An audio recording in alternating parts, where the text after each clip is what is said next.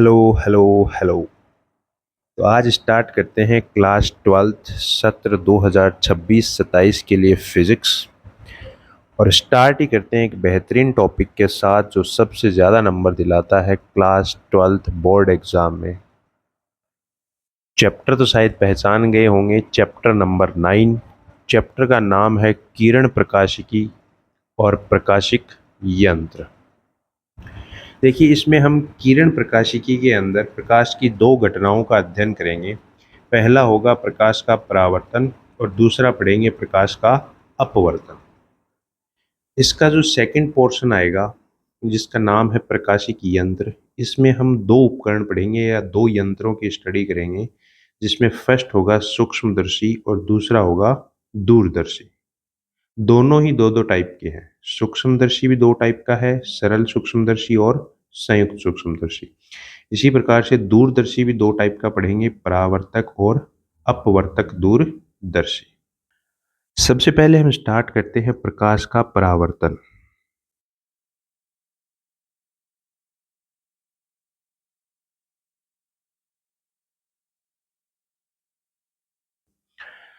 तो हमें यहाँ बेसिकली परावर्तन में पढ़ना है दर्पण।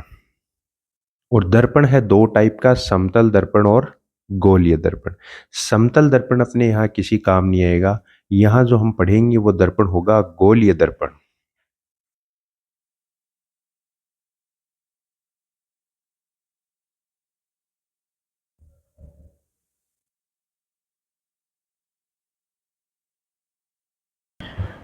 ये जो गोलीय दर्पण होता है वो खोखले गोले का भाग होता है।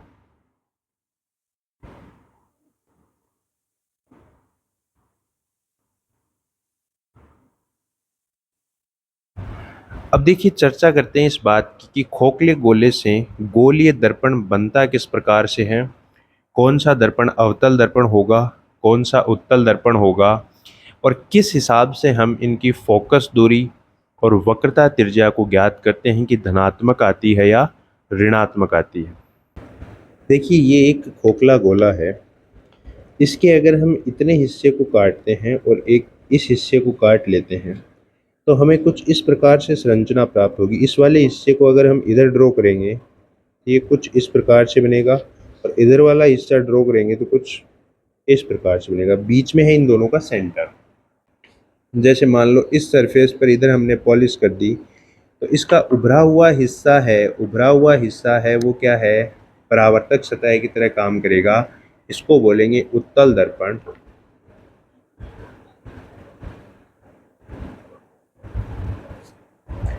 और इसमें अगर हम उभरे हुए हिस्से पर पॉलिश कर देंगे तो यहाँ पर धंसा हुआ हिस्सा बचेगा परावर्तक सतह की तरह, और इसको हम बोलेंगे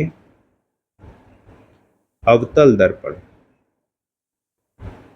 तो यहाँ आप इस डायग्राम के माध्यम से केवल इतना समझने का प्रयास कीजिए कि क्यों हम अवतल दर्पण के लिए फोकस दूरी और वक्रता त्रिज्या को ऋणात्मक लेते हैं, और क्यों हम उत्तल दर्पण के लिए फोकस दूरी और वक्रता त्रिज्या को धनात्मक लेते हैं। अब देखो, इन्हीं सारी स्ट्रक्चर को सेम टू सेम हम मुख्य अक्ष पर स्थापित करते हैं। सबसे पहले हम उत्तल दर्पण की चर्चा कर लेते हैं। ये अपना उत्तल दर्पण है, ये वाला हिस्सा लिया हमने। ये पोल है यानी ध्रुव है। ये इसका केंद्र है C, और C और P को मिलाने वाली रेखा मुख्य अक्ष कहलाती है, ये आप बात जानते हैं। P और C के जस्ट मिड पॉइंट पर जो पॉइंट स्थित होता है उसको बोलते हैं मुख्य फोकस। अब देखो, जो सारे यहाँ पर जितने भी फॉर्मूले समीकरण पढ़ते हैं हम, जो भी सारे कंसेप्ट बनाए गए हैं वो एक बिहाफ पे बनाए गए हैं कि बिंब ऑब्जेक्ट को हमेशा, चाहे मिरर हो यानी चाहे दर्पण हो चाहे लेंस हो, हमेशा ऑब्जेक्ट को उसके बाईं ओर रखा जाता है। ठीक है, तो हमेशा हम ऑब्जेक्ट को रखेंगे इधर, यानी बिंब को रखेंगे बाईं तरफ। अब एक बात सुनो, यहाँ पर जो काम में लिया जाता है चिन्ह परिपाटी, जो हम आगे डिस्कस करने वाले हैं अभी, वो चिन्ह परिपाटी होती है कार्तीय निर्देश तंत्र। और उस चिन्ह परिपाटी के अनुसार ये जो मुख्य अक्ष है इसको माना जाता है अक्ष और मूल बिंदु माना जाता है इस ध्रुव P को, जो कि इस दर्पण के मध्य बिंदु पर स्थित होता है। ठीक है, और मुख्य अक्ष भी इसी बिंदु P से गुजरती है। तो इस मुख्य अक्ष को मानते हैं हम x अक्ष, और इसके जो लंबवत एक लाइन आती है उसको बोला जाता है y अक्ष। ठीक है, अब कार्तीय निर्देश तंत्र या जो ग्राफ आप अभी तक पढ़ के आए हैं उनमें आप एक बात जानते हैं कि मूल बिंदु से दाईं ओर चलने पर अक्ष की वैल्यू धनात्मक आती है। इसका मतलब इधर जो भी वैल्यू आएंगी वो सारी कैसी होंगी, पॉजिटिव। इसके इधर जो भी आएंगी वो कैसी होंगी, नेगेटिव। दूसरी बात, अक्ष अक्ष के ऊपर की तरफ चलने पर सारी वैल्यू धनात्मक आती हैं और अक्ष अक्ष से नीचे की ओर चलने पर सारी वैल्यू ऋणात्मक आती है। ठीक है, तो अब देखिए ये आपका उत्तल दर्पण है। क्या इसका फोकस इस दर्पण के दाईं ओर है या बाईं ओर, दाईं ओर। क्या इसका सेंटर दाईं ओर है या बाईं ओर, दाईं ओर। तो दाईं ओर की सारी दूरियां कैसी होंगी, धनात्मक।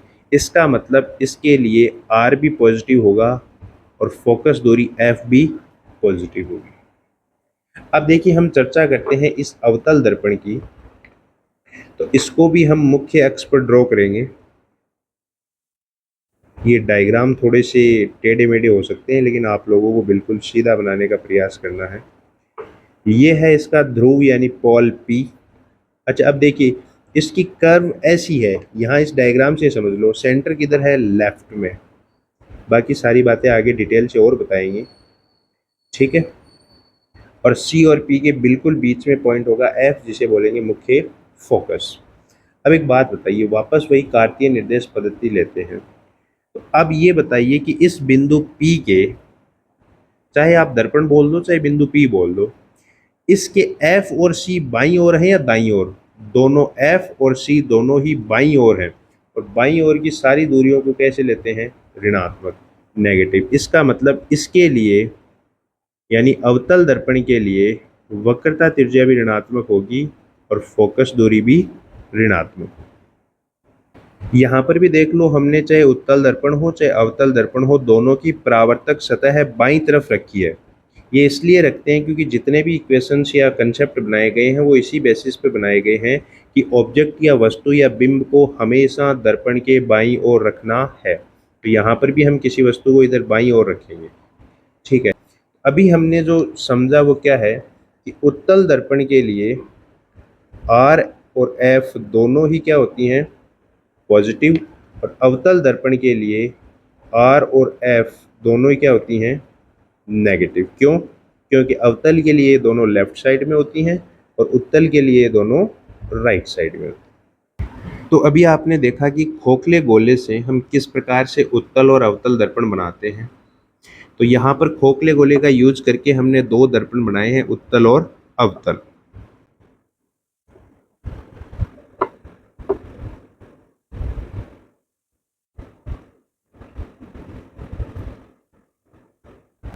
और अभी हमने देखा है कि उत्तल दर्पण में जो परावर्तक सतह होती है वो उभरी हुई होती है और अवतल दर्पण में जो परावर्तक सतह होती है वो धसी हुई होती है। ठीक है, तो यहाँ पर देखिए अवतल में धसी हुई परावर्तक सतह है और उत्तल में उभरी हुई परावर्तक सतह। वापस वही बात याद रखना कि बिंब या वस्तु को हमेशा बाईं ओर रखना है। तो उत्तल दर्पण के लिए R एंड F, R का मतलब है वक्रता त्रिज्या, F का मतलब है फोकस दूरी, दोनों होती हैं पॉजिटिव, और इसके लिए R एंड F दोनों होती हैं नेगेटिव। ठीक है, इतना कंसेप्ट क्लियर है। तो अब देखिए हम अपने मेन टॉपिक पे आते हैं जो था प्रकाश का परावर्तन, और वो परावर्तन हम पढ़ रहे हैं गोलीय दर्पण से। तो गोलीय दर्पण दो हो गई, एक आपका हो गया उत्तल दर्पण और एक हो गया अवतल दर्पण। ठीक है, अब हम देखिए बात करते हैं प्रकाश के परावर्तन की, और परावर्तन के दो नियम होते हैं जो आप क्लास 10th में भी पढ़ के आए हैं, यहाँ फिर उनका डिस्कशन होगा। पहला नियम आपने पढ़ा है कि आपतन कोण परावर्तन कोण के बराबर होता है।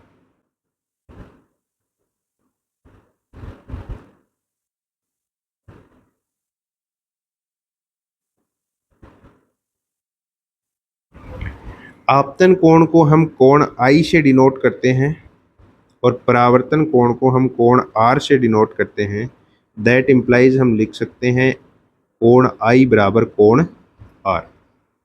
और इसी का दूसरा नियम होता है कि आपतित किरण, परावर्तित किरण और अभिलंब ये तीनों ही एक ही समतल में स्थित होते हैं या एक ही तल में स्थित होते हैं।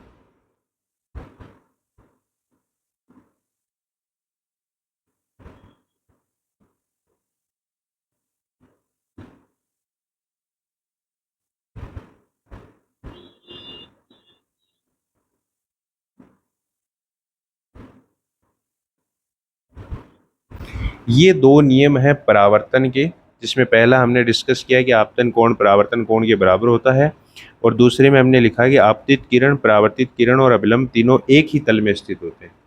अब ये होते कैसे हैं इसको समझते हैं। तो यहाँ पे देखिए, हम सबसे पहले एक एग्जाम्पल के थ्रू देखते हैं जो कि है अपना अवतल दर्पण। ठीक है, यहाँ पर देखिए दर्पण पर जो प्रकाश की किरण आके गिरती है परावर्तन के लिए, या स्रोत से जो प्रकाश की किरण आती है उस किरण को बोला जाता है आपतित किरण। तो ये वाली जो किरण आ रही है इसको हम बोलेंगे आपतित किरण।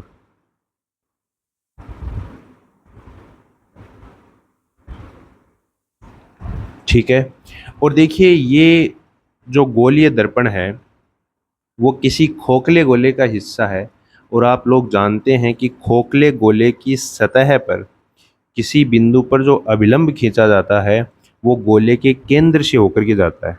तो हमें अभिलंब जो खींचना है वो इस पॉइंट पर खींचना है जहाँ पर ये प्रकाश की किरण आकर के आपतित हुई है। तो आपतन बिंदु पर हम खींचते हैं अभिलंब, जो कि इस गोले के या इस वक्राकार जो गोलीय परावर्तक सतह है उसके केंद्र से गुजरेगा। तो इस पॉइंट पर जो अभिलंब होगा वो ये वाला होगा, और प्रकाश की किरण अभिलंब के साथ जो कोण बनाती है उसको बोलते हैं आपतन कोण। यानी आपतित किरण अभिलंब के साथ जो कोण बनाती है उस कोण को बोलते हैं आपतन कोण। ठीक है, और अभी हम नियम पढ़ के आए हैं। नियम अभी हमने पढ़ा है कि आपतन कोण और परावर्तन कोण दोनों बराबर होते हैं। इसका मतलब ये प्रकाश की किरण जितने कोण से आई है उतने ही कोण से परावर्तित होगी, इस अभिलंब के साथ उतना ही कोण बनाएगी। तो अब देखो अभिलंब के साथ आई कोण ही इधर बनाना पड़ेगा। ठीक है, तो इधर बनाएगी, इसका मतलब इसको इधर मुड़ के आना पड़ेगा, ये ऐसे नहीं जा सकती। ठीक है, इसीलिए ये मुड़ करके इधर आती है। तो ये इस मुख्य फोकस से गुजरती है। कब? जब इसके समानांतर आती है। ये बातें आप 10th क्लास में पढ़ चुके हैं। तो यहाँ पर जो ये वाली जो प्रकाश की किरण है उसको बोलते हैं परावर्तित। कौन सी? परावर्तित किरण। ठीक है, परावर्तन के बाद में। और परावर्तित किरण अभिलंब के साथ जो कोण बनाती है उसको बोलते हैं परावर्तन कोण। कौन सा बोलते हैं? परावर्तन कोण। और परावर्तन के नियम से आपतन कोण और परावर्तन कोण दोनों कैसे होते हैं? बराबर होते हैं। इसी प्रकार से अगर हम उत्तल दर्पण का उदाहरण देखें तो देखिए ये एक उत्तल दर्पण है जिस पर इधर से प्रकाश की किरण आपतित हो रही है। इसका मतलब ये किरण कौन सी है? आपतित किरण। कौन सी है? आपतित। ठीक है, अब हम इस पर एक अभिलंब ड्रॉ करेंगे। इस आपतन बिंदु पर अभिलंब खींचेंगे, और अभिलंब हम अभी चर्चा कर चुके हैं इस वक्राकार भाग के केंद्र से गुजरेगा। इसका मतलब ये होगा इस पॉइंट पर अभिलंब, और इस अभिलंब के साथ बनाया गया कोण आपतित किरण द्वारा इस अभिलंब के साथ बनाया गया कोण कहलाता है आपतन कोण। इसका मतलब अब जो किरण परावर्तित होगी उस किरण को अभिलंब के साथ इतना ही कोण बनाना है, तब तो वो परावर्तन के नियम को फॉलो करेगी। अब देखो इतना ही कोण अभिलंब के साथ ये बनाएगी तो ऐसे तो जा नहीं सकती, क्योंकि सरफेस मुड़ी हुई है, समतल दर्पण तो है नहीं, मुड़ी हुई है। इसका मतलब इसके साथ इतना ही कोण बनाएगी, तो इस बार इस ऐप से ऐसे गुजरती हुई प्रतीत होगी, और यहाँ से आई के बराबर एंगल या कोण बनाते हुए इस प्रकार से परावर्तित हो जाएगी। तो इसको बोलेंगे परावर्तित किरण। और परावर्तित किरण अभिलंब के साथ जो कोण बनाती है उसको बोलते हैं परावर्तन कोण आर। और परावर्तन के नियम से कोण आई और आर दोनों क्या होते हैं, बराबर होते हैं। ठीक है। और दूसरा नियम अभी हमने पढ़ा है कि आपतित किरण, परावर्तित किरण और अभिलंब, यहाँ पर भी देखो आपतित किरण, परावर्तित किरण और अभिलंब तीनों एक ही तल में स्थित होते हैं। तो ये वाला था अपना अवतल दर्पण।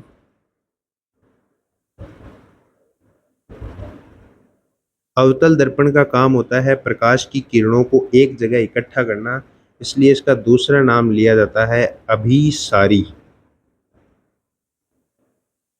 अभिसारी दर्पण। और ये वाला जो एग्जाम्पल लिया है वो हमने लिया है उत्तल दर्पण का। और आप देख ही रहे हैं उत्तल दर्पण का काम है प्रकाश की किरणों को फैलाना, और फैलाना है तो इसको बोला जाता है अपसारी दर्पण। तो कभी कभी ये इनके अल्टरनेट नाम भी आ जाते हैं, जैसे अवतल दर्पण नहीं देगा, वो कहेगा अभिसारी दर्पण की से प्रकाश का परावर्तन समझाइए, या अपसारी दर्पण से प्रकाश का परावर्तन समझाइए। ठीक है। तो ये इनके अल्टरनेट नाम है। तो अब तक जो हमने डिस्कशन किया है उसका केवल एक महत्व है कि हम इस चैप्टर का आधार तैयार कर रहे हैं कि किस प्रकार से हमें इसमें आगे बढ़ना है। जो अभी तक हमने पढ़ा है वो 10th बेसिस का था, केवल बेसिक लेवल से स्टार्ट किया है, जिसमें हमें देखिए पहले हमने चर्चा की है कि हमें परावर्तन और अपवर्तन पढ़ना है। तो सबसे पहले हम स्टार्ट करते हैं प्रकाश का परावर्तन। और परावर्तन में जो हमें यहाँ पढ़ना है दर्पण, वो दर्पण है गोलीय दर्पण। ठीक है।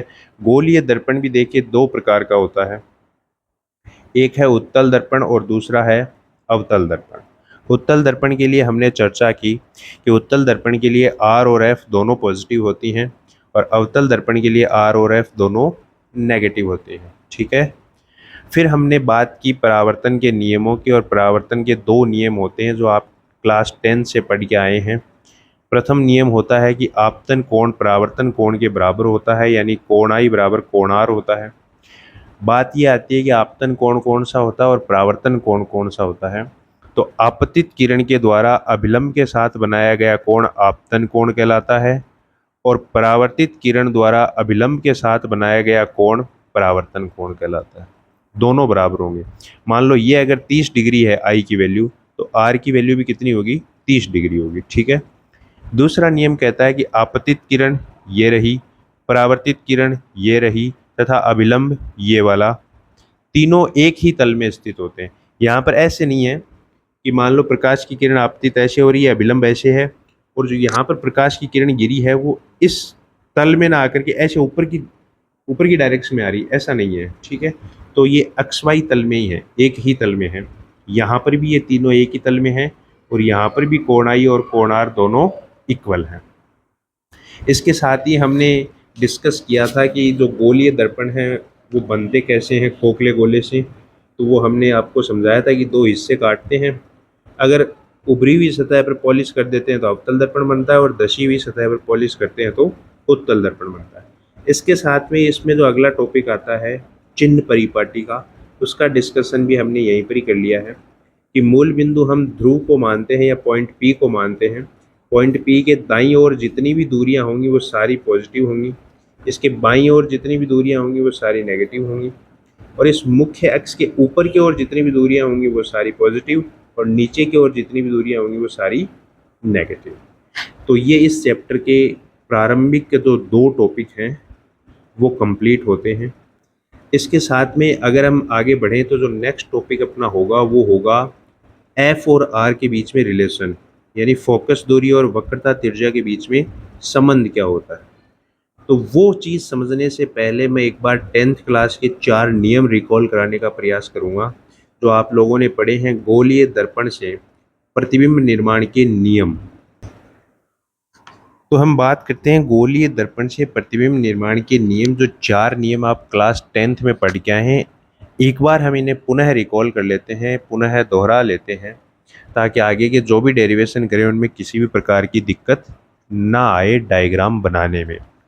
तो जो पहला नियम आप लोगों ने पढ़ा है वो ये पढ़ा है कि मुख्य अक्ष के समानांतर आने वाली प्रकाश किरण अपवर्तन के बाद मुख्य फोकस से गुजरती है।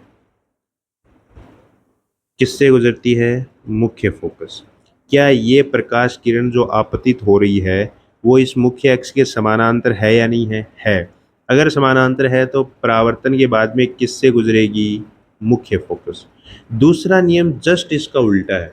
अगर मान लो इस बार प्रकाश की किरण मुख्य फोकस से ही आ रही है, तो अब वो परावर्तन के बाद में कैसी हो जाएगी? मुख्य अक्ष के समानांतर। ठीक है। तीसरा नियम कहता है कि अगर प्रकाश की किरण जो आपतित हो रही है वो अगर वक्रता केंद्र से आ रही है तो परावर्तन के बाद में वापस उसी रास्ते से गुजर जाएगी। इसका मतलब ये विचलित नहीं होगी, सी से आएगी और परावर्तन के बाद में सी से चली जाएगी, यानी सीधी आएगी और सीधी चली जाएगी। चौथा नियम कहता है कि अगर कोई प्रकाश की किरण बिंदु P पर तिर्यक रूप से आपतित होती है, बिंदु P पर तिर्यक रूप से आपतित होने का मतलब होता है कि वो मुख्य अक्ष के साथ इस पॉइंट P पर कुछ ना कुछ कोण बनाएगी और आपतित किरण का कोण होता है आपतन कोण I।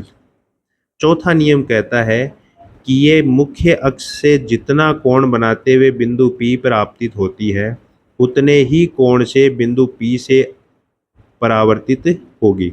इसका मतलब यहाँ पर जो कोण बनेगा R, परावर्तन कोण R, तो वही नियम लगेगा, कोण I बराबर हो जाएगा कोण R। तो ये चार नियम हम गोलीय दर्पण से प्रतिबिंब निर्माण के क्लास 10th में पढ़ चुके हैं। ये अभी मैंने केवल और केवल आगे के डेरिवेशंस और डायग्राम्स को आसान बनाने के लिए रिकॉल करवाया है। तो आज की क्लास में हमारा इतना ही डिस्कशन रहेगा। कल हम दो बेहद इम्पोर्टेंट डेरिवेशंस को सॉल्व करने का प्रयास करेंगे, जिसमें से एक होगा एफ और आर के बीच में रिलेशन और दूसरा होगा दर्पण समीकरण। तो मिलते हैं नेक्स्ट वीडियो में।